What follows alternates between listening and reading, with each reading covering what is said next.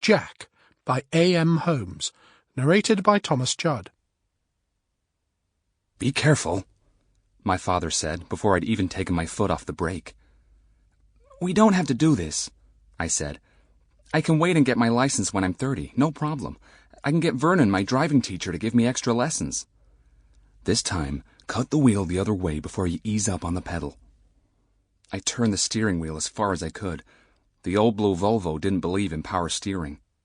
"More," my father said. I thought I would die.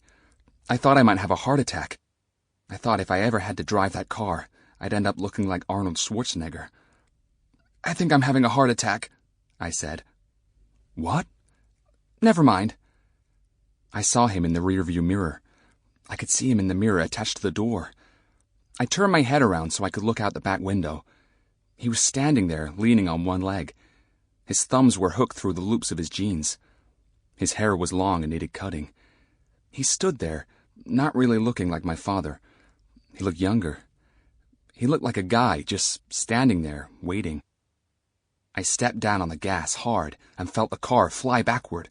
I felt the steering wheel unwind in my hands. It was like the burn you get from flying a kite and letting out the string too fast. My father jumped out of the way, his fingers unhooked from his belt loops. The wheels went up and over the curb. The rear bumper smashed into a tree, and then the car rolled a little bit forward, catching on the curb.